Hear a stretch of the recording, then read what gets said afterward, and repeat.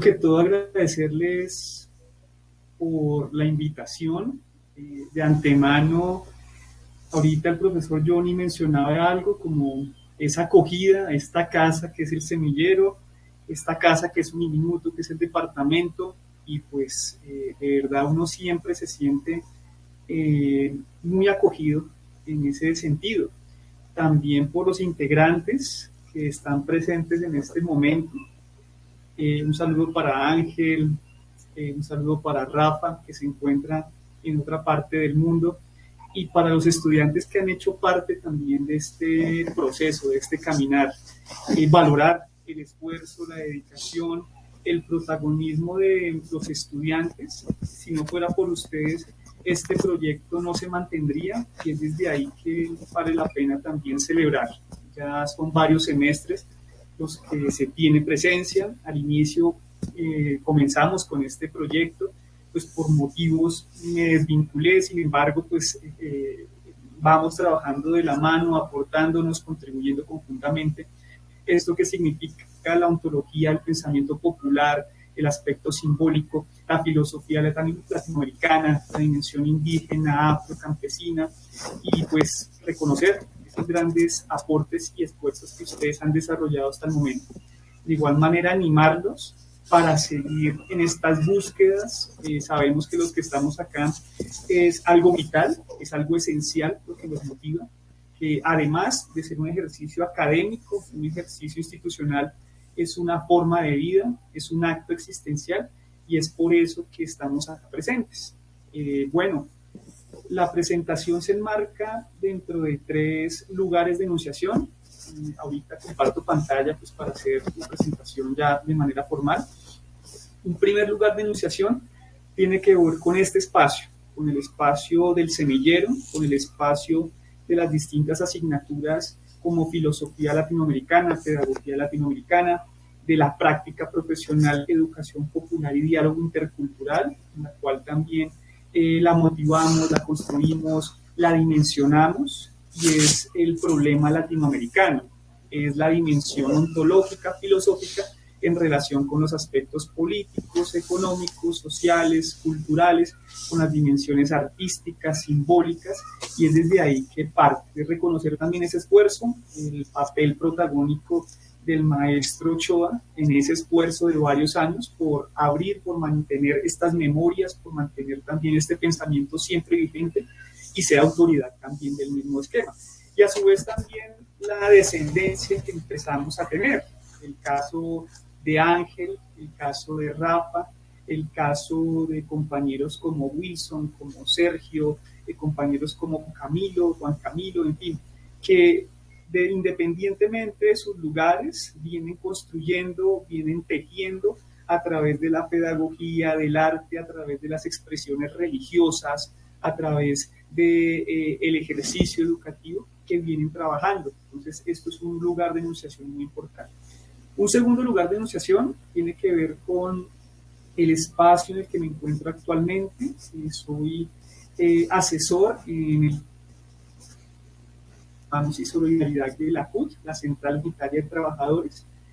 Podríamos decir que la CUT es una de las centrales obreras más grandes del país, que cobija el 82% de los empleados públicos, y en donde históricamente se ha constituido en un escenario de reflexión, de acción, un ejercicio crítico y propositivo en relación a la posibilidad de pensarnos otras formas de actuar en la sociedad civil, papel protagónico de los sindicatos como ese escenario que cobija las necesidades, las particularidades, las denuncias y la proyección de un país en el ejercicio de la construcción de una sociedad civil. Y por último, un lugar de enunciación, me enmarco como docente de educación media, básica, de paz, la construcción de paz ha sido uno de los derroteros de muchos de los últimos años. Desde el 2015, antes, con el apoyo a los acuerdos de paz, en el 2016, con lo que significó el plebiscito y todo este ejercicio de reflexión, posteriormente también esa difusión en el horizonte pedagógico que tiene que ver con lo que es la Comisión de la Verdad, la JEP, hemos venido caminando, transitando, fortaleciendo, apoyando en los ejercicios educativos y pedagógicos. Y específicamente lo menciono en lo que vivimos las semanas anteriores, en donde se generó un espacio participativo, un espacio de acción, de reflexión en más de 4.000 instituciones del país. Y esto tiene que ver con un precedente, un hecho histórico. Entonces es desde ahí que no lo pensamos. Acompañamos varias instituciones, el profesor Ochoa nos hizo un acompañamiento también muy interesante respecto a esa concepción de lo que significa la verdad, lo que significa el conflicto interno y lo que significa también la dimensión y el papel protagónico de la escuela. Entonces, nos vamos a enmarcar dentro de esas 3 dimensiones para establecer también la conversación más adelante y de paso pues ir sumando una serie de compañeros, amigos que han venido también transitando a través de este camino, de este proceso. Bienvenida profesora Marcela, aquí pues vamos a generar ese espacio también dialógico y pues posteriormente el objetivo es hacer esa conversa, de acuerdo también a todos esos trayectos que estamos aquí presentes. En ese orden de ideas, a partir de ese lugar de enunciación, buscamos establecer 3 elementos, esos 3 elementos materializados en esta presentación. Entonces se titula Resistencias y Memorias del Movimiento Sindical, Social y Popular en el informe de la Comisión de la Verdad. Hace parte de este 5º ciclo de símbolo en ontología del pensamiento popular, específicamente de este semillero del Departamento de Filosofía. Vamos a partir 3 premisas. La primera premisa, memorias y resistencias. Una primera premisa surge a partir de la configuración de los estados nacionales en Latinoamérica. En ese orden de ideas se establece que desde esa formación iniciada durante el siglo XIX se va a buscar orientar un proceso de formación, ¿cierto?, en donde se niega la diversidad, en donde se niega las distintas formas de participación de sectores como los indígenas, sectores como los afro, otras tradiciones epistémicas, que al no pertenecer a la lógica liberal, al no hacer parte como tal de esa dimensión en el escenario epistémico, el escenario existencial, por lo tanto, pues fueron rechazadas, fueron censuradas. Y de ahí se habla de una cultura unidimensional, de una estructura unívoca, de una dimensión monoorganizativa del Estado. Aclaramos esas tensiones del siglo XIX, ¿no? Nos encontramos en la formación de los Estados-nación y al no tener referentes claros, pues se miró en Europa, se miró en Norteamérica como unas aproximaciones y de ahí las constitucionalidades, las formas administrativas. De hecho, también muchas de las discusiones en ese orden de ideas del campo de formación de nación se inscribió en eso. ¿Qué significaba mirar otros horizontes? No mirar el horizonte propio. ¿Y qué significaba no mirar el horizonte propio? Negar las tradiciones que conformaban las territorialidades que teníamos desde ese momento y que hoy en día pues siempre están vigentes, como siempre han estado vigentes. Un segundo elemento, establecemos que esa dimensión unívoca y organizativa del Estado va a generar distintas formas de exclusión, distintas formas de negación y en esa perspectiva distintos tipos de violencia. Desde la formación de las repúblicas en el contexto latinoamericano, la violencia va a ser un componente principal. Hablamos de una violencia estructural, ¿cierto?, de acuerdo a unos órdenes económicos, políticos, sociales definidos. Hablamos de un tipo de violencias físicas, y esto lo hablamos desde el proceso antes de la formación de la república, pero durante toda la república, como el escenario físico, la dimensión del cuerpo, va a ser un escenario continuo, va a tener unas continuidades a lo largo de toda la historia y lo podemos hablar también con las distintas poblaciones, los escenarios sobre los cuales pues la Comisión de la Verdad también va a referenciar a ellos. Una violencia epistémica al negar la posibilidad de participación activa de los distintos grupos que conforman la nación, pues su pensamiento, su dimensión de construcción del conocimiento, sus saberes, sus distintas tradiciones son censuradas, son subnegadas al punto de tacharse como un sinónimo de barbarie. Y recuerden esa discusión que se establecía durante el siglo XIX entre la civilización y la barbarie. ¿Cuál es la civilización? Ese acercamiento a la tradición europea, norteamericana, en donde estos valores, estos conocimientos son legitimados a través de la ciencia, a través del arte, de la dimensión universal, básicamente. Y en cuanto a las particularidades, pues son censurados. El hecho de hablar los idiomas tradicionales, ancestrales, exigía como tal una censura, una dimensión de que para poder sobrevivir en territorios como estos era mejor no hablar en las lenguas, no utilizar las prácticas cotidianas, y aquí se habla de toda una violencia epistémica. Y en ese orden de ideas lo simbólico, el hecho del ser indígena, del ser campesino, del ser afro, da cuenta de eso. Las mismas dimensiones corporales, nuestros rostros, nuestros lenguajes, nuestras prácticas, va a atravesarse por una dimensión simbólica, que lo encontramos en distintas formas que hoy se mantienen, ¿no? Expresiones como lo negro como lo bajo, lo peor, expresiones como lo indio, no sea indio, básicamente, que hoy en día tiene otra reconfiguración, pero en distintos escenarios va a perpetuarse, ¿no? Esto es una herencia colonial, es una herencia de esa formación de las repúblicas y que en el plano simbólico pues también se van a enmarcar.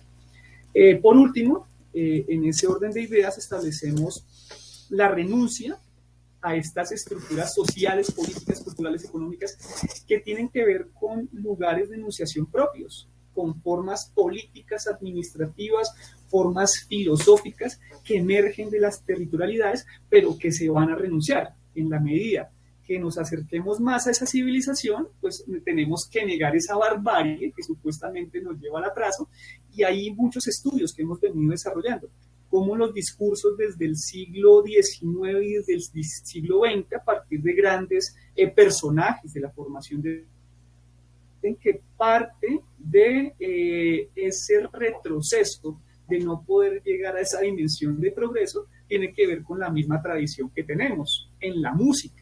Hay algunos apartados interesantes que se menciona que el porro va a ser una expresión, al igual que la cumbia, expresión animalesca, una expresión que se asemeje a esa dimensión de los simios, por los movimientos, por los tambores, en esa búsqueda de esa cultura unívoca. Entonces, ahí hay precedentes a través de la cultura, pero a través del lenguaje. Entonces, como desde el comenzando el siglo XIX, la Real Academia, en el caso colombiano, va a decir que tenemos que potenciar el castellano, y el castellano en ese horizonte tenemos que pues renunciar, salir pues de esas lenguas que se hablan en el territorio. Entonces, eso es una renuncia, las dimensiones políticas, ¿no? Por ejemplo, se va a perpetuar la dimensión individual, la dimensión de la propiedad privada, en contra de la dimensión colectiva, los sentidos comunes, las territorialidades comunes, que hacen parte también de los entornos colectivos y culturales de muchas de nuestras poblaciones. Tenemos muchos ejemplos y pues hemos desarrollado, hemos escrito varios elementos en cuanto a esa lógica de la negación, en clave también con autores como Rodolfo Kusch, pero que esa misma lógica de la negación genera procesos de afirmación existencial, y lo enmarcamos dentro de esa presentación como acciones de resistencia, acciones de lucha. En ese orden de ideas, esa renuncia lo que hacían era negar y excluir el pensamiento popular en toda su máxima expresión, en lo que podemos analizar en cuanto a esta categoría de Rodolfo Kusch. Esa lógica de la negación, que tiene que ver con esa censura, esa exclusión y esas distintas formas de violencia, lo que buscaría es afirmar nuevas formas de existir, afirmar nuevas formas de llevar a cabo un proceso de acción colectiva, manteniendo esta cantidad de sabidurías, de acciones, esta cantidad de tradiciones. Por lo tanto, en esa lógica de la negación, en términos kuchianos, lo que se van a potenciar son una serie de luchas populares. Esas luchas populares los podemos enmarcar en varios horizontes. En este espacio quiero hacer referencia a estos 4, a partir también de todas las diversidades que se encuentran en cada uno, y posteriormente pues me centraría en el horizonte del movimiento sindical, por la misma trayectoria, la experiencia que tengo, y que es un reflejo también de lo que va a significar la importancia de la comisión, del informe de la comisión, y a su vez también este ejercicio de lucha. Un primer aspecto, los movimientos sindicales. La importancia del movimiento sindical tiene que ver con el reconocimiento de un actor colectivo, de un actor individual como lo es el trabajador. Todos nos encontramos en este escenario como trabajadores en algún momento, estamos formándonos, estamos siendo, o pues esa hace parte vital. La defensa del trabajo, la defensa de los derechos, de la dignidad, la defensa también de las poblaciones, pues porque el movimiento sindical no solo sino por unos derechos de la ciudadanía, por unos derechos colectivos, políticos. De ahí que el movimiento sindical sea un espacio pues, en donde se ha buscado excluir tipos de violencia. Los movimientos étnicos en el espacio indígena, afro, raizal, entre otros, ¿no? Al no ser más del 5%, por ejemplo, en el caso indígena, este movimiento va a tener una incidencia muy fuerte a lo largo de la historia de formación de la República y que hoy en día podemos generar unos procesos de reconocimiento, de abordaje, de luchas conjuntas, lo que va a ser la Minga, lo que van a ser las guardias indígenas, lo que va a ser todo el movimiento de confederación en los pueblos del norte, en los pueblos amazónicos. Esto hace que independientemente si no somos indígenas, hacemos parte activa también o acompañamos de alguna otra manera. El movimiento afro pues, es muy importante, sobre todo cuando se hace ese rastreo histórico de los primeros pueblos libertos en el continente, en el caso colombiano, lo que significa hoy también los movimientos afro en las periferias de nuestro país, en ese horizonte organizativo, ese horizonte colectivo, al igual que los raizales. Hablamos de los movimientos campesinos, esa dimensión de la lucha por la tierra y el territorio en distintas partes de nuestro país, de Latinoamérica, que van a surgir asociaciones de carácter muy sólido, muy fuerte, que tiene que ver con esa construcción de identidad, esa construcción de prácticas propias en relación a la posibilidad también de pensar otros modelos económicos a partir de esas tradicionalidades que se encuentran en los distintos lugares que tiene que ver con la construcción de lo que significa el ser campesino. Y movimientos sociales, podríamos hablar como movimientos sociales contemporáneos, algunos teóricos lo llaman allá, lo definimos como movimientos sociales, el papel protagónico de los jóvenes, de las mujeres, de las diversidades sexuales, de la contracultura, etc. Esto lo hablamos hoy en día de lo que hemos presenciado, vivido y actuado conjuntamente con el paro nacional, con las distintas formas de movilización, con lo que significó estos últimos años el papel de los jóvenes, de los estudiantes, de las diversidades sexuales, el reconocimiento de las mujeres como actores históricos que en esa presencia histórica pues ha tenido un papel muy activo y que hoy en día pues no lo podemos negar, no lo podemos pasar por alto y por lo tanto aunque no sea mujer, aunque no seamos mujeres, poder también ser parte de este movimiento. Ese ejercicio de resistencias lo enmarcamos dentro de algo que definimos como las luchas populares. Esas luchas populares como una forma de dar cuenta de alternativas del poder, alternativas del gobierno, alternativas del plano existencial, social, cultural, económico. ¿Cuáles han sido esas incidencias de esas luchas populares? En un primer momento, en la dimensión sociocultural, el papel protagónico de las poblaciones excluidas. Hoy no podemos negar el papel, la trascendencia histórica de los anteriores movimientos. Hacen parte activa de nuestro país. Hoy hacen parte de los gabinetes en el marco nacional e internacional. Hacen parte activa de las expresiones culturales. Los jóvenes tienen un reconocimiento, algún tipo de reconocimiento con este tipo de músicas, con la tradición, con lo contemporáneo, las ponen en diálogo dentro de eso. El papel del ser joven, el papel de ser mujer, hoy en día cobra un protagonismo muy fuerte que no lo podemos negar, que un espacio como este hace que nos sumemos también a estas distintas luchas. En el plano económico nos damos cuenta que gran parte de estas luchas populares han sido oposición a ese modelo económico excluyente que niega la formación de prácticas colectivas, prácticas comunitarias, en donde la naturaleza tiene un papel prevalecente, en donde la naturaleza tiene una relación directa con el ser humano y por lo tanto se establecen como alternativas al capitalismo. En el escenario urbano nos damos cuenta y estamos presenciando una cantidad de experiencias en el escenario ambiental, huertas comunitarias, en zonas de conjuntos residenciales, la posibilidad de hacer cultivo, el manejo de reciclaje a través de unas prácticas ancestrales.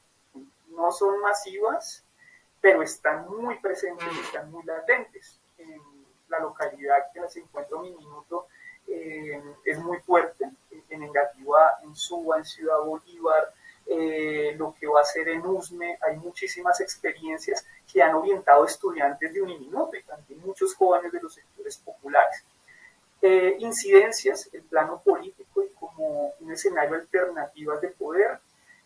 ¿Esto qué significa? Ese ejercicio de alternativas de poder es que las formas organizativas de las comunidades, de estos movimientos, han servido como fuente para dimensionar algunas experiencias en el carácter administrativo, en el carácter político.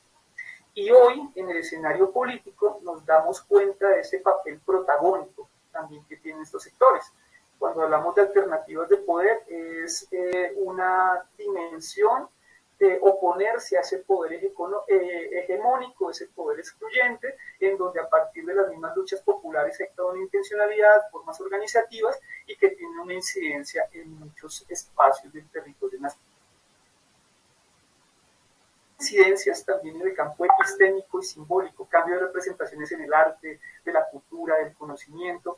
No es gratuito que hoy en día podamos hablar de lo indígena, de lo afro, de lo popular en la academia, que podamos hablar y escuchar también distintas expresiones artísticas y que hagan parte del discurso universitario, pero también que hagan parte del discurso social. Es muy llamativo cuando aparecen cuando se va a dar una sincronía, se va a dar toda una dimensión fuerte en relación al movimiento indígena, algo que ha estado siempre, pero durante las últimas décadas, por ejemplo, los jóvenes han tenido una resignificación del mismo y han hecho parte también de sus mismas expresiones. Recuerdo estas movilizaciones junto a la Guardia Indígena, a las mingas de la región del Cauca, del sur de nuestro país, donde gran cantidad de jóvenes llevaban los íconos pertenecientes al CRIC, pertenecientes a las distintas organizaciones, y ahí se va a generar toda una apuesta también de cambio en lo simbólico, de cambio en lo epistémico, entre muchos más ejemplos. Incidencias de las luchas populares, ya para adentrar a lo que significa esta herencia de la Comisión de la Verdad. Primero, análisis y estudio de las luchas populares y de los pueblos en resistencia a las universidades. Este espacio de que estamos en el semillero conjunto, muchos seminarios de profesores que están aquí presentes, han dimensionado eso. Esto no era centro de estudio de hace muchos años. Primero, pues porque se excluía, se negaba, porque hablar de esto generaba tirria. Hoy en algunos sectores de la academia lo hacen, pero pues ya perfectamente uno puede decir que se adscribe a esta línea del pensamiento, que se suma a estas luchas. Es un ejercicio muy abierto, con muchas implicaciones que tiene, pero pues no es la misma experiencia de años atrás. Movilizaciones permanentes de los sectores históricamente excluidos. En ese orden de ideas, la movilización, la calle, el territorio ha sido parte activa también de estas luchas populares. Uno lo va a entender ahorita, por muchos años uno escuchaba el cierre de la Panamericana, de esta ruta que conecta el país con el sur del continente, y en donde los indígenas eran parte activa. Y dentro de esa ignorancia uno decía, ¿y esta gente qué? Ya cuando nos adentramos específicamente a sus demandas, a sus exigencias y a sus formas también de pronunciamiento, nos damos cuenta de acciones de alguna manera, esta negación de los sectores y estas poblaciones. La exigencia por los acuerdos de paz, esto fue algo que no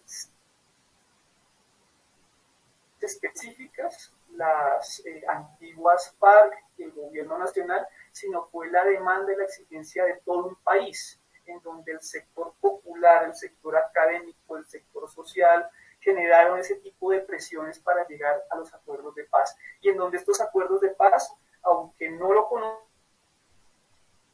tengamos unos sesgos, cuando hablo de ese plural, hablo de la sociedad en general. Nosotros pues conocemos la importancia de este, pero si hablamos cotidianamente con nuestros entornos vitales, fue el acuerdo de paz. Y en ese orden de ideas, pues obviamente es muy difícil poder implementarlos, poder apropiarlos, pero para eso estamos también, ejercer una práctica pedagógica política de los mismos.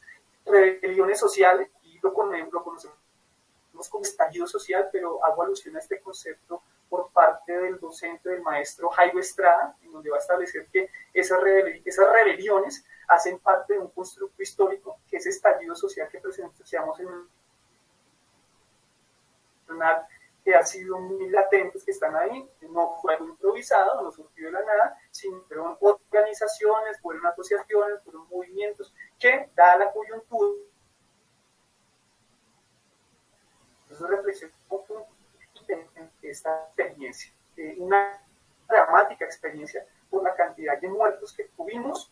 Esto no cabe en la cabeza de ningún país del mundo. En Perú fueron 2 asesinatos que ocurrió dentro del proceso del 2018-2019 y hubo un cambio de presidente. En ese contexto tuvimos más de 70 muertes que hoy en día todavía estamos en búsqueda de esa verdad, básicamente, y pues aún así la impunidad ha estado latente. Por lo tanto, pues hablamos de esas fortalezas del movimiento social, pero a su vez también de esas situaciones dramáticas y coyunturales que vivimos y que hoy en día todavía estamos, hacemos parte de eso. El contacto de los líderes sociales, líderes en el espacio social, ambiental, cultural, pues esto es siempre mantenerlo vigente, hacer ejercicios continuos de memoria, pues para no caer en esa impunidad. Y configuración de nuevas formas de ejercer el poder en un gobierno. Hoy en día tenemos la posibilidad de que nosotros, organizaciones sociales, movimientos sindicales, sectores populares, nos pregunten qué forma de gobierno podemos proponer, qué forma de participación tenemos para anclarla a una dimensión de gobierno. Interesante estas últimas semanas se han tenido las propuestas, ahora específicamente en el campo de los derechos humanos, que nos llaman y nos dicen, vea, necesitamos escucharlos a ustedes, necesitamos que ustedes propongan, necesitamos que ustedes actúen en este escenario. Esto va a ser algo sui generis, porque al siempre es, pues obviamente la participación en el gobierno fue de manera periférica, fue a través de otras formas de participación, pues hoy en día tenemos esa posibilidad. Con todas las contradicciones, con todos los derroteros, pero pues hay un tipo de voluntad también para poder proyectar y promover estos espacios. En ese orden de ideas, cuando hablamos de las resistencias, estamos hablando de la... Y en esa perspectiva de esas memorias del movimiento popular, vamos a encontrar en un primer momento la importancia de los acuerdos de paz. Y esto va a ser algo supremamente determinante para la configuración de nuestro país, de darle fin a un conflicto, a uno de los conflictos más largos de la historia, a uno de los conflictos que ha dejado un saldo mayor en relación también a otro tipo de conflictos de carácter internacional, por ejemplo el desplazamiento. Ya esto se va a establecer que durante este proceso histórico vamos a tener una dimensión de más de 8 millones de personas desplazadas. Esto no cabe, nos miran como, bueno, ¿qué es lo que pasa y este conflicto, qué es lo que sucede?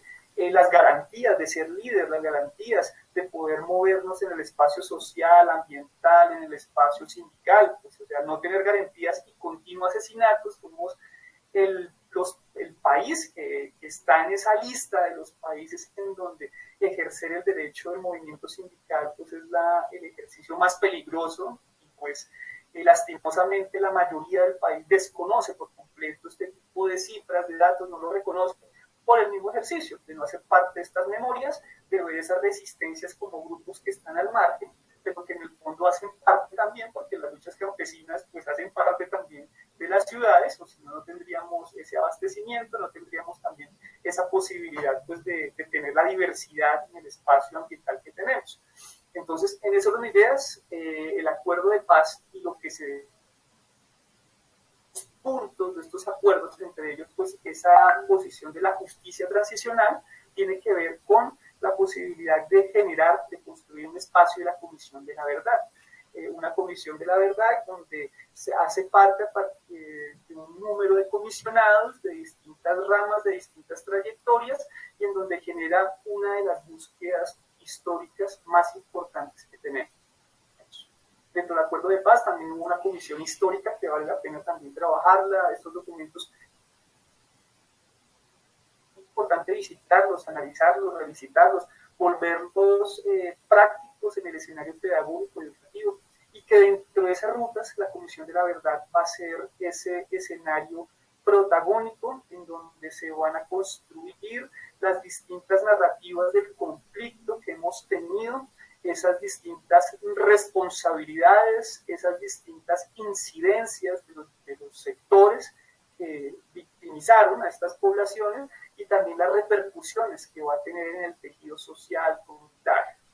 La JEP, esta Justicia Especial de la Paz, que va de la mano, ya entraríamos en un segundo momento para establecer estas situaciones. Recuerden que la Comisión de la Verdad tiene un carácter ético-político, la JEP tiene un carácter jurídico. Coger parte de esos nombres que vienen de la Comisión de la Verdad, pero para establecer una justicia especial. Recuerden el espacio de justicia transicional, que esto vale la pena también hablarlo, reflexionarlo. Estamos hablando de una justicia tradicional, convencional, por buscar una justicia restaurativa. Y esto nos cambia los paradigmas por completo de lo que es la justicia, lo que es esas formas de restablecimiento, esa forma de denuncia también de los responsables que han llevado a cabo o que por muchos años pues generaron esos procesos de múltiples violencias. Y se enmarca dentro de un escenario humanitario. Esto tiene que ver con la cantidad de cuerpos desaparecidos que aún hoy no tenemos, que las organizaciones sociales, los sindicatos, necesitamos también como una forma de restablecimiento de garantías también de lo que significa la forma de encontrar un tipo de justicia, de sanación, poder dar cuenta de esos cuerpos que no han aparecido en el marco del conflicto interno y que en este marco humanitario pues es importante desarrollar. En esa perspectiva, esas memorias se encuentran en el legado de la persecución, violencia, exterminio. Lastimosamente, y esto ha sido una de las tesis que podríamos plantear, es que vamos a través de la violencia. En un país como Colombia, en donde la violencia, la muerte ha hecho parte cotidiana de nosotros, vamos a identificarnos a través de las distintas formas de violencia de los otros sectores. Y lastimosamente encontramos un proceso de identidad ahí. Sin embargo, ya vamos a encontrar también otras formas de lucha, de resistencia. Persecución, violencia y exterminio va a ser un escenario pues, que requiere algo, el esclarecimiento, que requiere la verdad, que requiere el reconocimiento de las memorias, que requiere la acción colectiva de una nación para sanar de manera colectiva. Todos somos víctimas de alguna que tiene unas dimensiones de desigualdad acentuadas. Todos somos parte también de un conflicto ambiental muy fuerte, y por lo tanto las soluciones de este tipo y una solución pues tiene que las memorias del movimiento popular se han encontrado a través de las violaciones a la vida, a la libertad, a la integralidad y pues ese proceso de víctimas a lo largo de la historia. En ese orden de ideas, teniendo en cuenta este panorama, pasamos a la segunda premisa. La segunda premisa tiene que ver con lo siguiente, con el genocidio. Yo les solicito, si me estoy alargando mucho, que me digan cuántos minutos en fin tener, pues para poder también hacer esa conversa. Le dije inicialmente al profesor Johnny que 20 minutos, pero creo que ya me estoy extendiendo, entonces pues bueno. Entonces me dicen sin ningún problema y ahí nos adelantamos. En este momento no veo el chat y pues si me interrumpen no hay problema. Segunda premisa, genocidio. ¿Qué significa esto? Dentro de esa tradición de resistencias y memorias, las distintas organizaciones sociales, colectivas, comunitarias, el movimiento sindical, hemos pasado por escenarios de acción común. Uno de ellos lo experimentamos el año pasado con la visita del Tribunal Permanente de los Pueblos. Este Tribunal Permanente de los Pueblos es una entidad internacional donde en el marco jurídico se reúnen varios abogados de talante fuerte para mirar la situación de derechos humanos en parte del mundo. En Colombia siempre ha sido la situación alarmante. Este tribunal de permanentes ha pasado por países como de África, de Asia, en el caso de Latinoamérica va a ser reiterativo Colombia, y en este año lo que vamos a experimentar es la construcción de narrativas en torno a este proceso de violencias selectivas, estructurales, este tipo de violencias particulares que se dan, pero que van a tener unos rasgos similares. Por lo tanto, uno de los argumentos, de las afirmaciones y de las conclusiones es que en Colombia vivimos un escenario de genocidio social, genocidio político. Dentro de la legislación colombiana, el genocidio se establece como la destrucción total o parcial ocasionada con la muerte de un grupo nacional, étnico, racial, religioso o político por razón de su pertenencia al mismo. Ejemplo, en el movimiento sindical, por el hecho de ser sindicalista, hemos sido etiquetados, amenazados, varios compañeros han sido desaparecidos, han sido desplazados y que se han marcado desde el siglo XX. Han sido prácticas similares, la exclusión se ha establecido de esa manera. El componente étnico y racial, cuando se habla del ser indígena en la formación de la República desde el siglo XIX, el siglo XX, no es gratuito que varios de los líderes sociales que tenemos en este momento, que teníamos desafortunadamente, son hermanos indígenas, fueron hermanos indígenas. Por lo tanto, es una práctica selectiva, por lo general se etiqueta, se mira y hay toda una estructura criminal que busca como tal pues dar cuenta de ese exterminio. El genocidio tiene que ver con un escenario del derecho internacional. El genocidio es un delito que fue codificado en la Convención para la Prevención y la Sanción del Delito de Genocidio. Al respecto, el artículo 2 de este instrumento define el delito de genocidio. Ahí aparece alguno de los elementos como tal. Por ejemplo, matanza de miembros de un grupo de manera selectiva, esquemática. Otro elemento, lesión grave a la integridad físico-mental de los miembros de un grupo. Y uno dice, pero integridad física y mental, en el escenario en donde nosotros nos encontramos, en el escenario del Departamento de Derechos Humanos, decir abiertamente que somos sindicalistas tiene un marco fuerte en el ámbito familiar, en el ámbito social, en el ámbito laboral. Por lo tanto, tiene un lastre y esto hace una afectación también a la configuración de los que somos partes activos de este movimiento. Si somos líderes ambientales también, o sea, ya decirlo públicamente ya tiene una implicación muy fuerte en un país como este, y eso es una característica de un genocidio. Sometimiento intencional del grupo a condiciones de existencia que hayan de acarrear su destrucción física, total o parcial. El caso, por ejemplo, de movimientos políticos como la Unión Patriótica, que surge de escenarios populares, que surge de espacios de alternativa de poder de izquierda, fueron exterminados de manera selectiva y que hoy en día los firmantes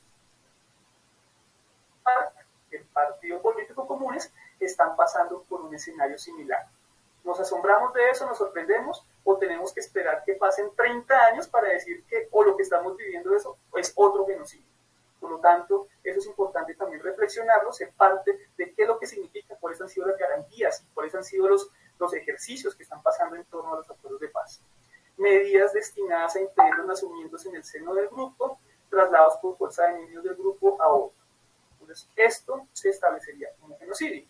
Y aquí pasamos ya a este elemento, este aspecto de lo que es las memorias y las resistencias del movimiento sindical.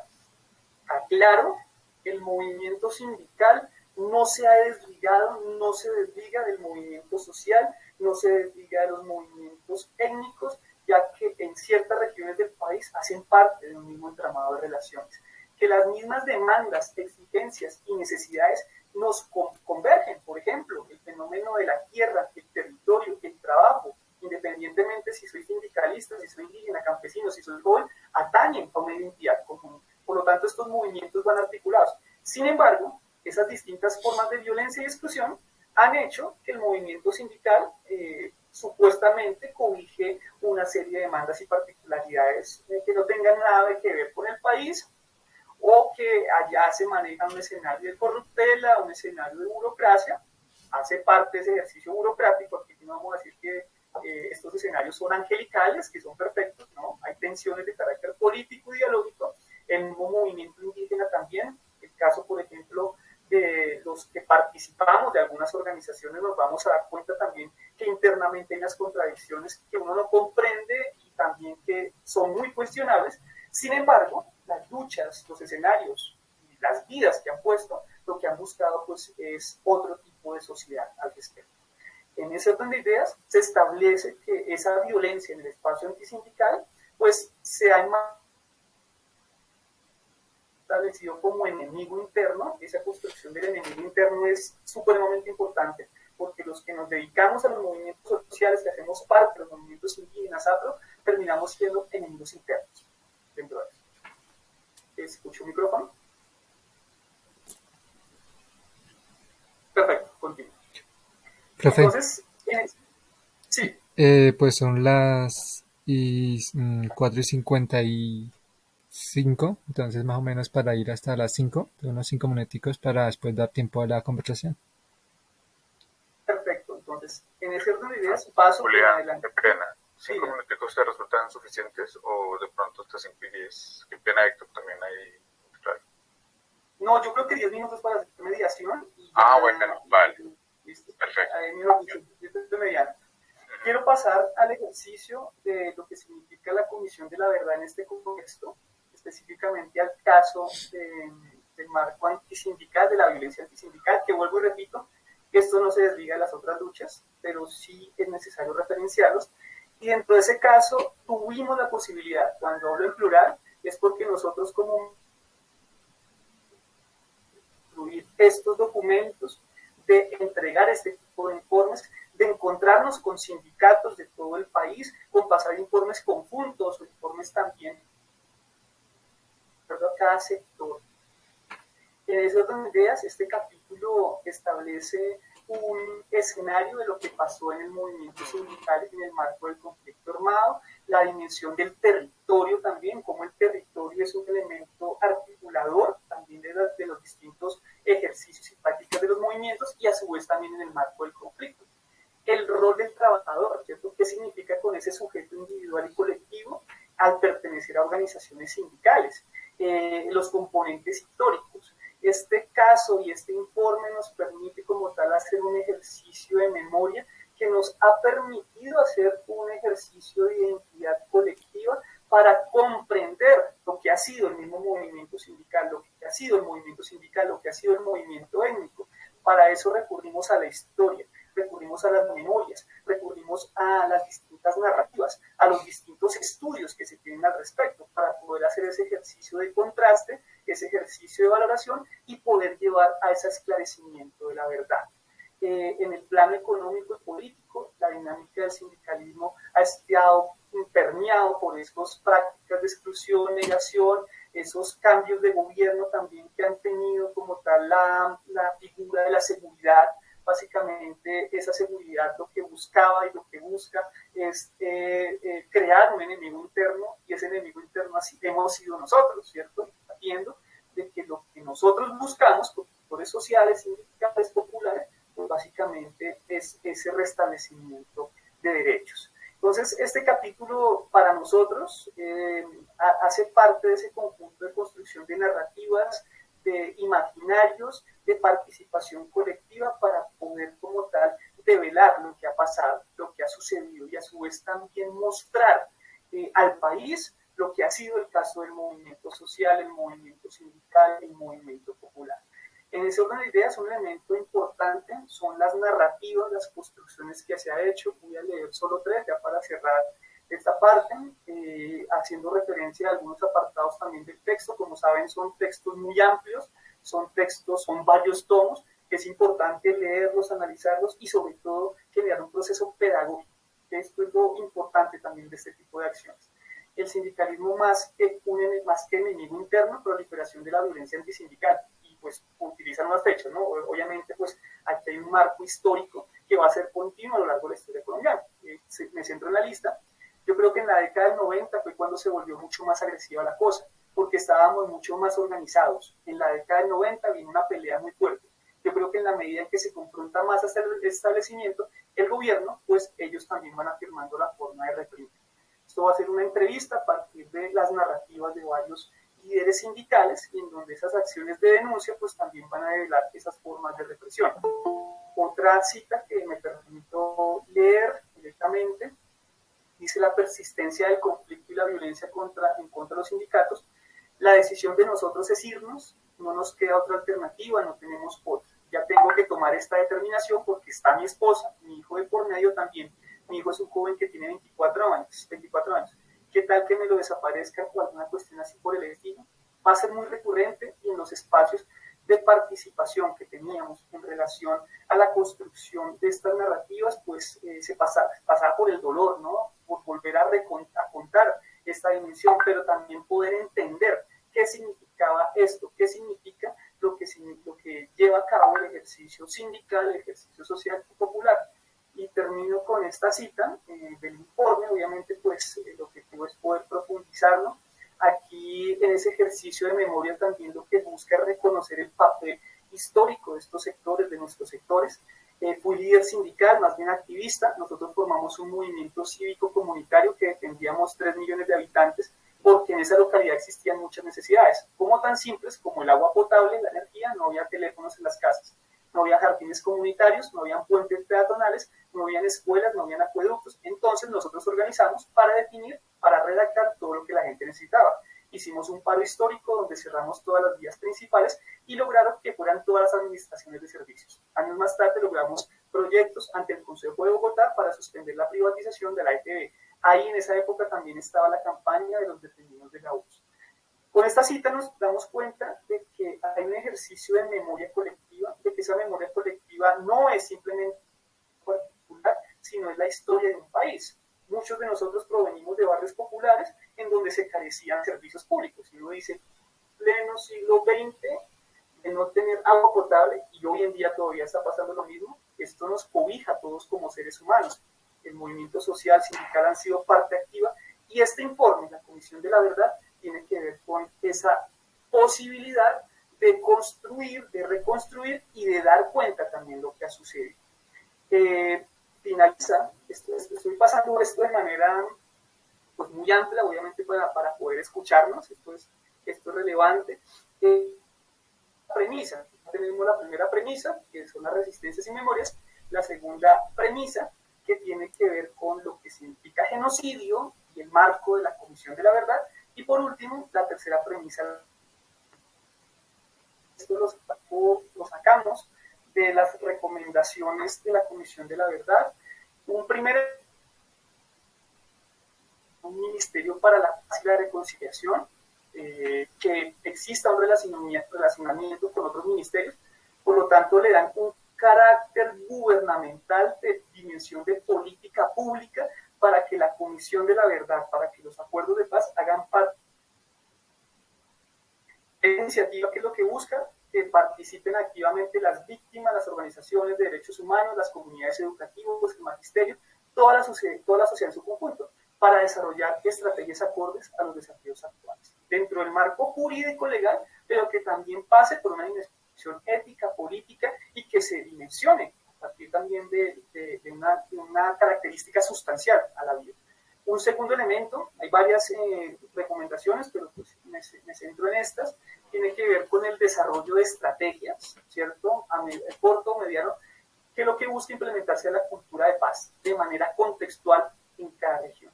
La cultura de paz no es simplemente la enunciación de la paz como un concepto abstracto, sino que la paz atraviese la dimensión económica, social, cultural, política dentro de eso.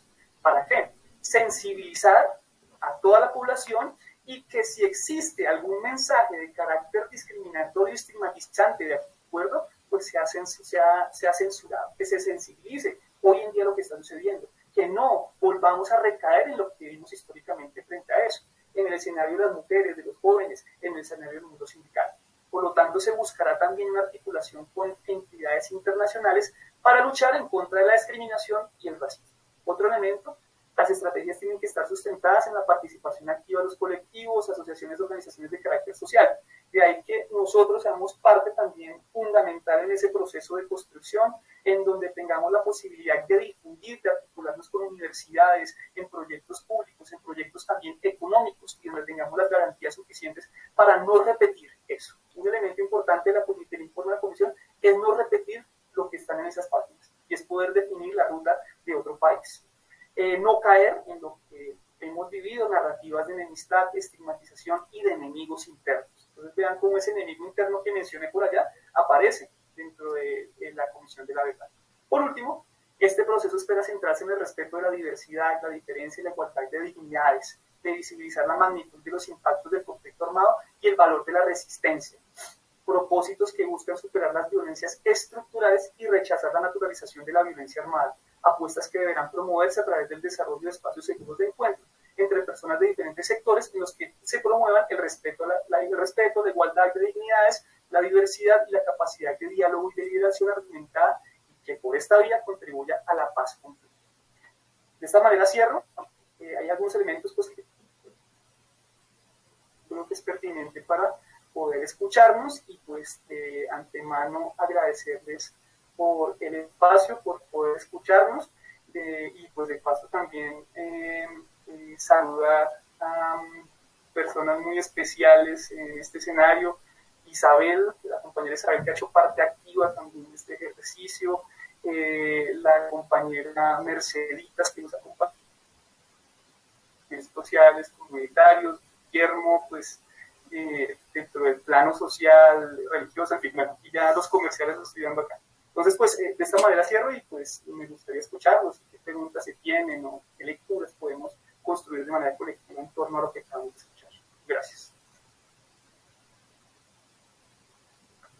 Bueno, primero quiero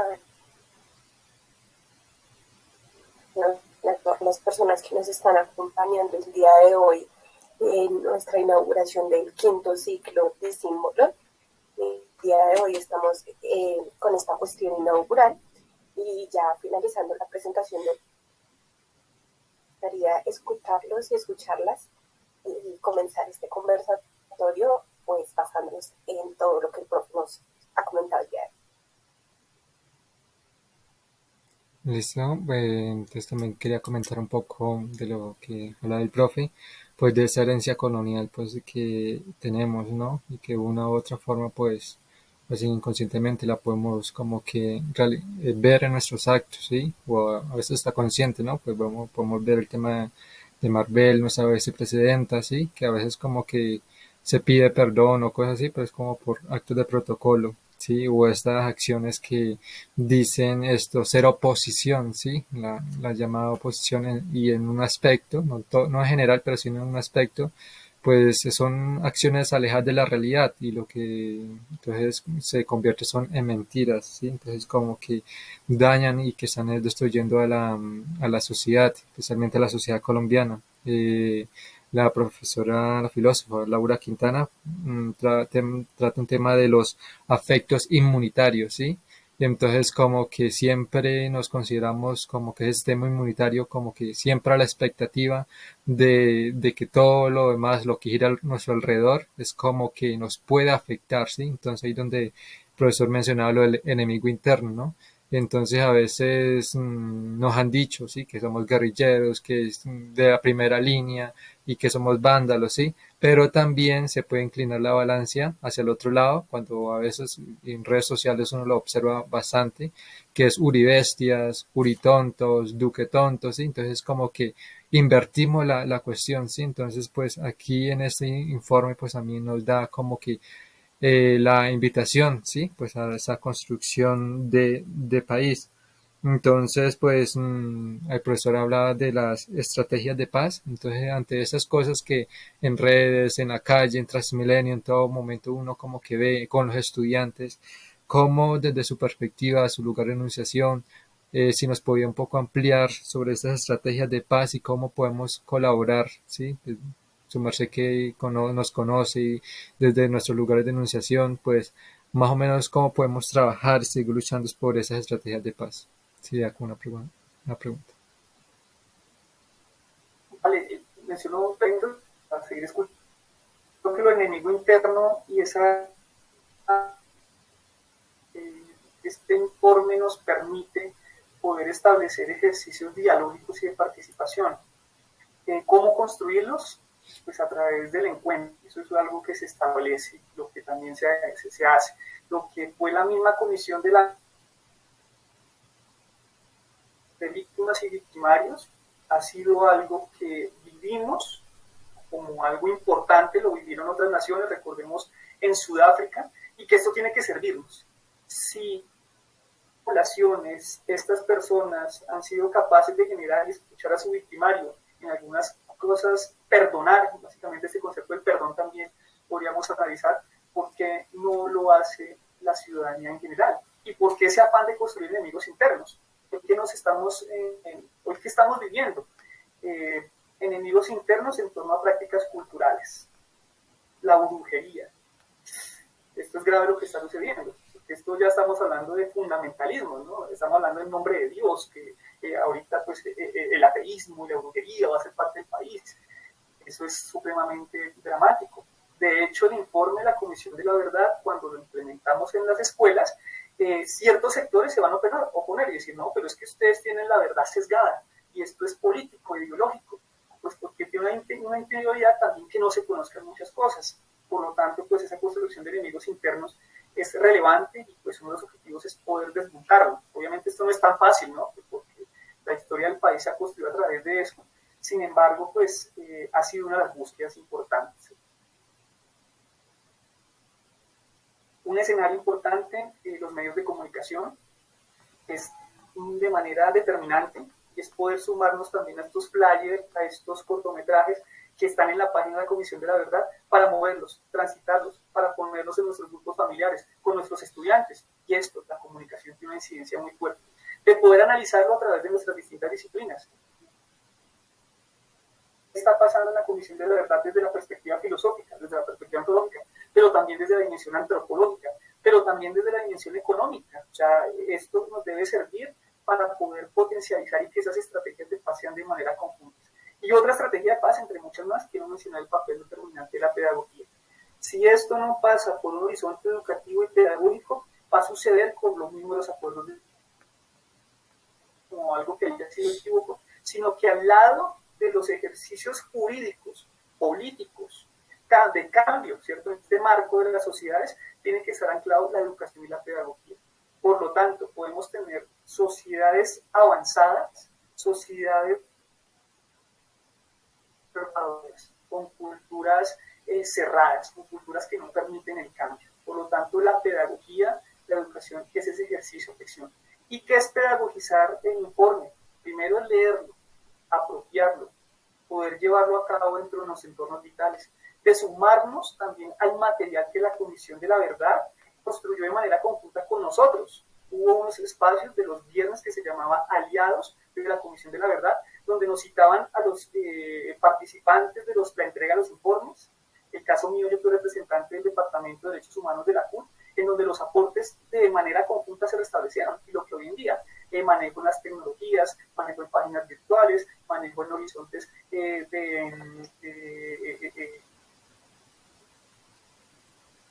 a partir de una serie de talleres, en fin. No obstante, esto hace parte y sabemos que es importante que una sociedad lo tome. Entonces, esos dos elementos. Gracias.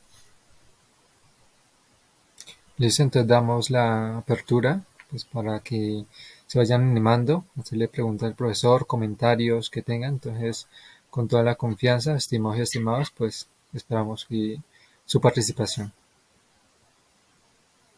Antes, ay. Bueno, dale. a Marcela y supongo que después voy yo. Qué pena. Qué pena, es que no tengo cómo levantar aquí la mano. Pero bueno, saludar a Julián y pues a todas las personas que están conectadas. Me parece interesante como todo el ejercicio y el recorrido que nos propone Julián alrededor también de ese papel del Estado, del poder, de la cultura. Pues yo coordino un semillero que se llama Estado Poder y también un poco como que nuestro papel ha sido entender un poco cómo esa triada, ¿cierto? Estado, cultura y poder, genera una cantidad de procesos,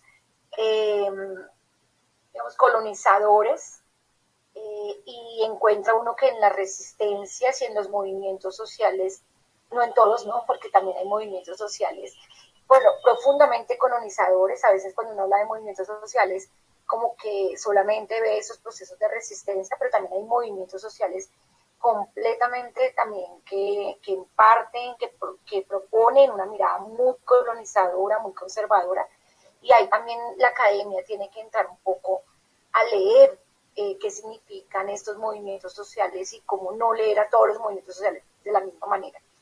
Entonces me parece muy interesante cómo se propone un proceso de descolonización, si se quiere, de lucha contra unas formas de entender el mundo, de leerlo y de intervenirlo, ¿no? Porque creo que ahí hay un elemento fundamental y creo que el papel también de las universidades en este caso y pues de la pedagogía es un poco desmitificarse y escuchar otras lecturas que tienen los estudiantes desde sus sectores populares, indígenas, campesinos, porque me parece que allí puede haber una propuesta de un tejido más distinto al propuesto, pues digamos, desde el Estado y desde las alternancias del poder. Creo que ahí hay un juego importante también. Agradecerles por el espacio, me pareció muy interesante. Gracias.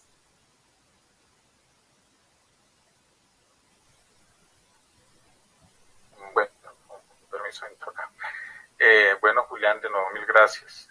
Muy gracias. Y pues aprovecho también para invitar a Marcela a, pues en la medida de lo posible, a fortalecer vínculos, ¿no? Entre semilleros, entre programas. Estarás invitada acá siempre también. Y de hecho aquí hay una representante ya de trabajo social, es nuestra coordinadora Nicole Marta, y digamos que es parte de la apuesta de este semillero, ¿no? Salir del ensimismamiento filosófico, teórico, para pensarnos en clave interdisciplinar también. Bueno, aquí en concreto, Julián, yo te escucho y aprovecho la oportunidad para formular una inquietud que tengo desde hace bastante tiempo. Y es que no sé si has identificado en lo que has rastreado, en lo que has mirado del informe sobre el sindicalismo en Colombia, algo que tenga que ver con la presencia del sindicalismo libertario. Porque es que precisamente esa creación del enemigo interno, que eso es como, digamos que lo entendemos muy bien desde la perspectiva del macartismo, de la Guerra Fría, en fin. Pero antes del macartismo y antes de la Guerra Fría ya había una suerte de movimiento, de enemigo interno, pero no solamente de los estados liberales contra las agrupaciones socialistas, campesinas, indígenas, obreras, en fin. Sino que también al interior del sindicalismo había una escisión muy fuerte, pues el sindicalismo es poliédrico, ¿no? Hay muchos sindicatos. En otros países, el imaginario o los imaginarios que existen respecto al sindicalismo, pues no reducen al espectro marxista, como pasa aquí en Colombia, que creemos que ser sindicalista es tener el Che Guevara en el corazón y ser castrista, leninista, etc. No, en otros contextos se habla con mucha naturalidad de sindicalismo de católicos, por ejemplo, Polonia, que es tan importante. Y en otros momentos de la historia, mucho de sindicalismo libertario, sobre todo en la primera mitad del siglo XX. Y aquí en Colombia, por ejemplo, cuando hablamos de las masacres de las bananeras, como que en el imaginario común se asocia sindicalismo, entonces guerrilleros, entonces, como si todo fuera la misma vaina. Y yo percibo un poco que en la narrativa, de hecho, de algunas agrupaciones sindicales se invisibiliza a ese sindicalismo, no es tan importante y todavía es muy vigente. De pronto no es hegemónico, pero todavía es muy vigente. Entonces, por ejemplo, muchos huelguistas de 28 no eran marxistas, hacían parte de asociaciones libertarias, anarquistas, y me parece un poco interesante este tema de nuevo y te aprovecho la temática y te formulo la inquietud a ti. ¿Qué has visto ahí al respecto y qué piensas a propósito de esto? Muchas gracias de nuevo. Bueno, sabía que iba a salir eso, pero excelente. Menciono la primera. Me sumo a lo que dice Marcela, y no porque la presentación sea propia, sino que yo creo que hacemos parte de un movimiento intelectual, un movimiento académico muy comprometido que busca establecer esas relaciones y de paso pues señalar las distintas trayectorias que se tienen aquí en esta sala. Menciono el caso de Marcela, pues el ejercicio que ha hecho a través de las prácticas profesionales de los semilleros, de esos recorridos, de esos territorios, los llevan a generar unas reflexiones muy importantes y que tiene que ver también lo que acabamos de mencionar. Y sobre todo también esa autoridad para establecer que en esos movimientos rosa, esto no es angelical, sino internamente también se ven muchas contradicciones, que es la naturaleza de estos movimientos, que han venido dividiéndose, fragmentándose, fortaleciéndose, en fin, pues porque el carácter dialéctico y dinámico de la relación los lleva a eso. En ese orden de ideas, obviamente sí, algo muy reiterativo es poder que la academia se vincule también a estos procesos de comprensión, de transformación, y no porque la academia sea el ente erudito que esté más allá, sino porque la constitución de la academia la constituyen seres históricos situados, específicamente Uniminuto, muchas de las universidades en las que estamos, de los sectores populares. Aquí tenemos población indígena, aquí tenemos población con los asistentes que tenemos, aquí tenemos personas de distintas orientaciones políticas, sexuales. Esto es muy diciente y es importante también reconocer. Y esto habla de un tejido de paz. No queremos caer que este libro, estos informes, estos documentos importantes sean parte de un archivo y un anaquel de la historia, ¿no? Seguir potenciando lo que hemos venido trabajando, porque cuando uno lee esto, uno dice, pues sí, es que esto lo hemos dicho toda la vida, estos análisis toda la vida, y nos han censurado por decir eso. Y esa construcción de la verdad hoy está a la palestra, hoy está ahí. Y que muchos compañeros no están presentes físicamente, pero que dieron su vida para que pues, tengamos este momento histórico. Pues por lo tanto, esos tejidos de paz es relevante. Esto no es la panacea, ¿no? La Comisión de la Verdad, este informe, sino es un insumo más para seguir construyendo. Pero lo importante es apostarme a esa dinámica de otras relaciones, otras perspectivas, otras formas de relacionamiento, otras formas de construcción en lo territorial, en fin. Entonces, esas lecturas que menciona la profesora Marcela, son determinantes, y ese papel de la universidad. Si la universidad no identifica, si no amplía, si no contribuye a esto, pues obviamente si somos el espacio de pensamiento donde más se va a hacer, y una universidad articulada también en estos escenarios. Por parte del comentario y la pregunta del profesor Johnny, lo que se puede rastrear en la lectura, más que esas tensiones ideológicas, que es importante hacerlas, porque se enmarcan dentro de procesos situados, en donde se reconozcan también distintas narrativas, es poder que esas distintas formas de independientemente del color, han pasado por procesos de exterminio selectivo. Y esto cuesta, porque hay muchos sindicatos, que más adelante podríamos profundizar, ¿no?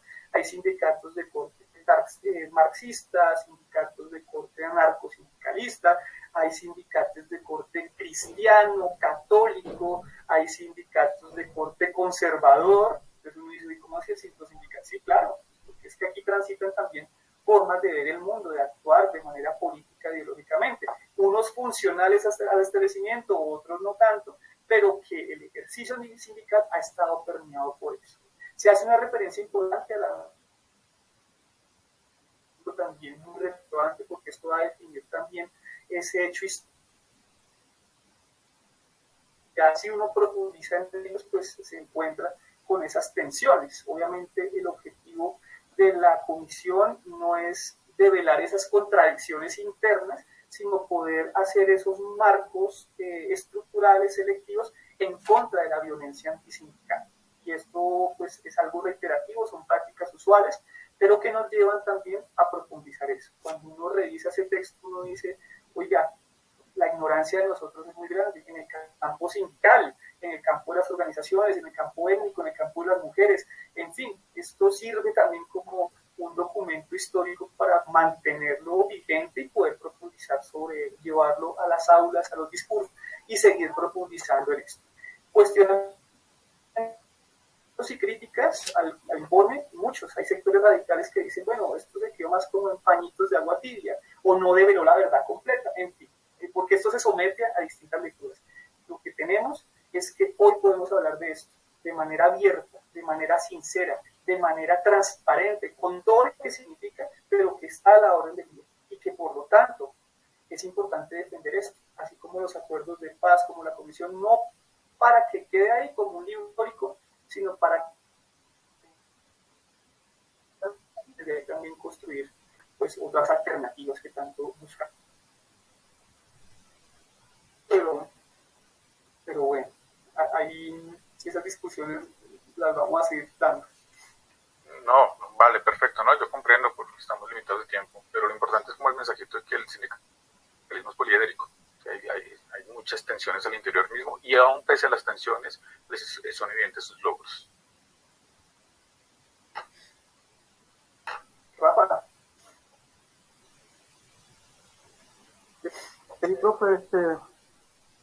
Profe Julián, muchas gracias por George Beck ser ese percibido, ¿no? Y esto es el trabajo de esta comisión, ¿no? Percibir todo este movimiento popular para dignificar las minorías, ¿sí? Estas minorías que han sido dignificadas, digamos así, por tanto tiempo. Hay algo que a mí me viene preocupando últimamente y es la continuidad de la educación, ¿sí? ¿Quién educa para la paz? ¿Sí? ¿Quiénes son los responsables de educar para reconocer estas memorias, ¿no? Y lo digo en el sentido de que siempre decimos, no, los encargados de la educación de las nuevas generaciones o durante la familia, no, que debe haber una continuidad con la familia y con la escuela, pero ahora tenemos otros campos educativos como lo son Facebook, YouTube, ¿sí? Y otras redes sociales, digamos. En este caso yo quiero referirme a los influencers colombianos que han dado una connotación a la violencia ahora. La violencia ha pasado de ser una fobia para el ser humano para convertirse en humor, ¿sí? Entonces se ha disminuido la fobia por la violencia. Ahora pagamos. ¿Cuántas veces han visto este video de influencers donde muestran, donde se confrontan en los guiones? Y bueno, entonces ahora YouTube paga para que se vea la violencia. Entonces veo que ese campo, ¿cómo podemos hacer nosotros para controlar este tipo de contenidos para que este esfuerzo que están haciendo nuestros académicos desde las universidades, desde las escuelas, desde la misma Comisión de la Paz, para que ese proceso no sea interrupto, no quede impune, ¿sí? Porque lo que está haciendo este tipo de contenidos en YouTube es que todo este proceso quede impune, de que la paz no arribe, no avance. Pienso que esto es lo que me preocupa a mí en cierta manera. Rafa, interesante esa pregunta, sobre todo porque también el lugar de enunciación que tú la mencionas tiene que ver con ese conocimiento y acercamiento también a estos espacios. Necesitan también conocer esos escenarios. Un primer elemento, yo creo que la comprensión de ese espacio abierto y para comprender los discursos. ¿Cuáles son esos influencers que están haciendo Rafael? Porque en ocasiones como y las mediaciones y los medios que están en el entorno de un joven, ¿cierto? Para poder con todo el conocimiento, la orientación y la invitación generar procesos de comprensión. Damos cuenta que esos espacios generan procesos de información, pero que la reflexión pedagógica se hace es a través de otros tipos de escenarios. Lo que se ha buscado, por ejemplo, en el caso de la Comisión de la Verdad, es dar cuenta de videos cortos de a través de la música. Y, por ejemplo, en el material que se implementó la semana anterior en esas 4.000 instituciones, llamaron, convocaron, sacaron músicos de corte contemporáneo, tradicional, para mostrar esas otras narrativas. Y cuando uno le coloca esas narrativas a los jóvenes de los colegios, de los sectores en los que estamos, como que dicen, oiga, momento, vea que esta música tiene contenido, y un contenido específico. Es conocer también esos distintos mensajes, esas distintas apuestas, porque es que aquí hay que validar también que no todos los jóvenes les gustan los influencers o hacen parte de eso, un número amplio, ¿cierto? Pero que hay un número también importante de jóvenes que se han sumado a esto, que han buscado alternativas, que son jóvenes comprometidos. Y es como el mismo hecho de ser joven, de hacer parte también de estos entornos, nos permite garantía también para poder fortalecerlo. Eso requiere un ejercicio de comprensión. Por ejemplo, en mi caso, soy un docente, como dice el chapado a la antigua, de que desconozco bastante esto, pero que una autocrítica es eso. Si yo quiero generar procesos de transformación, porque aquí estamos hablando de subjetividades distintas, de apuestas colectivas, de dignificar las minorías, como dice Rafael, yo necesito fortalecer mi campo, pero también saber que en Facebook, que eso que están tramitando otros mensajes, para ir con los suficientes argumentos y poder también implementar. Podríamos satanizar los influencers y todo ese tipo de cosas, pero hay que conocerlos y hay que abordarlos con argumentos también. Y por qué no, pues también generar otros tipos de participación que le lleguen a los niños y a los jóvenes, para que esto no quede en letra muerta, no sea espacio académico. Entonces, pues Rafa, quería eso y me dejas una tarea grande. Gracias, Rafa. ¿Alguna otra pregunta, un comentario que tengan para el profe? Micrófonos están abiertos. Hola, buenas tardes. Sí, adelante, compañero. Bueno, agradezco mucho todo este escenario de diálogo al profesor Julián, y todo especial al profesor Johnny, también a Rafael en la distancia y a todos los que están presentes. Quiero hacer una pregunta, profesor Julián, sobre la parte ética en todo este escenario de diálogo. ¿Cuál sería la importancia de la ética, digamos, qué papel desempeña la ética en este proceso de la Comisión de la Verdad, aparte de ese reconocimiento de las víctimas? Y como a partir de ese reconocimiento también se habla de procesos culturales, donde hay un proceso de reivindicación a las comunidades de minorías que de alguna forma han sido estigmatizadas e incluso siguen siendo estigmatizadas por la violencia, un abandono por parte del Estado, en donde se ha menospreciado muchos escenarios de diálogo. Entonces, esa diría como la pregunta: ¿cuál es la importancia de la relación ética en todo este proceso? En los tomos que se establecen y en los informes también que distintos sectores de la ciudad, de la sociedad, construyeron estas narrativas, el papel del componente étnico, cultural, indígena y afro ha sido supremamente enmarcado. De hecho, se abre un macrocaso también para mirar cómo las poblaciones indígenas afro han sido selectivamente pues, estigmatizadas, violentadas, vulneradas frente a eso. Y que se hace un ejercicio también de recorrido histórico, un recorrido de narrativas, un recorrido también de cómo el territorio y las territorialidades hacen parte de la defensa del ser indígena, ser afro, y que en ese orden del conflicto interno pues ha hecho o ha llevado también a esa dimensión selectiva. Es interesante, es muy importante, porque se marca, en este caso nos demarcamos dentro del movimiento sindical por la experiencia, pero dentro de los tomos también que tenemos y las narrativas, y sobre todo en los espacios que compartimos conjuntamente, el escenario étnico y cultural ha sido importante, relevante, y porque parte del conflicto interno también se ha establecido una victimación, unas víctimas amplios en estos grupos poblacionales. Y menciono un segundo aspecto, Ani, y ya con eso pues cerraríamos, es que tenemos este documento, hablamos de unas violencias que se construyen históricamente, pero que hoy en día siguen latentes. ¿Y por qué lo menciono? Porque cuando fuimos a desarrollar una pedagogización de la Comisión de la Verdad en distintas comunidades, decían, bueno, pero ¿para qué me sirve ese informe si en este momento yo no sigo teniendo agua potable?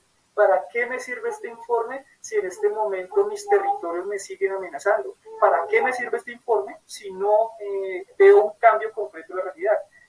¿Cuál es la reflexión a la que nos llevamos? Uno dice, claro, esto hace parte del ejercicio académico, del ejercicio comprensivo, en tanto no se construya otro tipo de sociedad que solvente esas necesidades básicas y particulares, que esas son formas de violencia.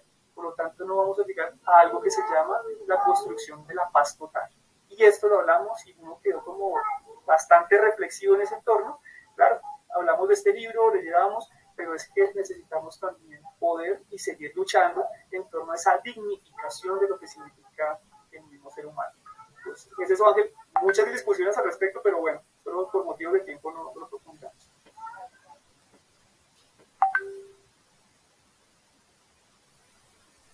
Muchísimas gracias, profe Julián. Bueno, profe, muchísimas gracias. Muchas gracias también a todas las personas que nos han acompañado el día de hoy. Para cerrar este espacio, yo quisiera dar una reflexión y es de que este informe final de la Comisión de la Verdad es muy importante tanto para dignificar a las víctimas y darle a conocer a todo el país lo que ha sucedido de diferentes métodos. Pues como hablaba el profe Julián, digamos que la Comisión de la Verdad está intentando abarcar por todas las redes para que realmente el mensaje llegue a todas las personas, teniendo en cuenta que este mensaje no es solamente, que ya es algo muy grande, para dignificar a las personas y para contar qué ha pasado, sino también es muy importante para responsabilizar al Estado, ¿sí? Recordando que todas las cosas que han sucedido en el marco del informe final son, en general con los derechos humanos, son cosas que jamás deberían pasar, ni por conflicto armado interno ni por conflicto armado internacional.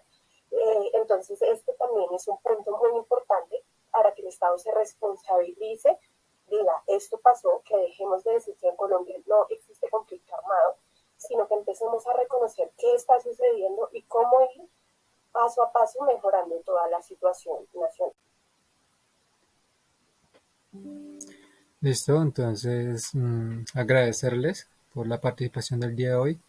Pues el espacio es muy corto, pero pues tenemos más encuentro, entonces por eso le vamos a compartir un poco aquí el cronograma. Para hoy pues 24 tenemos la sesión inaugural, la cuestión inaugural. Dentro de 8 días, el 31 de agosto, recomendaciones y hallazgos. Aquí también hacemos presente pues de que la semana de parciales pues no tenemos encuentro, entonces por eso van a ver como una alteración un poco en la fecha, ¿sí? En ese sentido, pues semanal, porque pues sería semanal, pero pues se da espacio para las semanas de parciales, que son 3. También pues tenemos Cuando los pájaros no cantaban, No es un mal menor, Colombia fuera de Colombia, La verdad del exilio, Mi cuerpo es la verdad, No matarás, Sufrir la guerra, Colombia adentro, sí, Resistir no aguantar. Entonces, estos como los diferentes volúmenes que tiene la Comisión de la Verdad, pues la idea es para que nos puedan acompañar, para que podamos seguir reflexionando sobre esos aspectos y podamos ir profundizando para que pues así como decía el profesor pues no se quede pues en el aire o como un informe más o para engordar bibliotecas, sino que verdaderamente nos trastoquen inicialmente a nosotros y así podamos también compartirlo con los demás. Entonces aquí le compartimos un poco lo que vamos a trabajar este semestre, entonces pronto también lo estaremos compartiendo en las redes para que estén pendientes y pues nos puedan acompañar. Entonces eso sería. Muchas gracias y cordialmente invitados para que puedan esto acompañarnos y podamos seguir profundizando en ello. Entonces hasta la próxima, que tengan un buen descanso y que estén muy bien. Muchas gracias a todos que estuvieron acá y especialmente y al profe Julián por su apoyo y por su orientación que nos es muy saludable para todos. Muchas gracias. Un abrazo a todos y todas, qué gusto estar acá. Gracias, buen día. Muchísimas gracias a todos y todas. Que tengan feliz tarde. Saludos.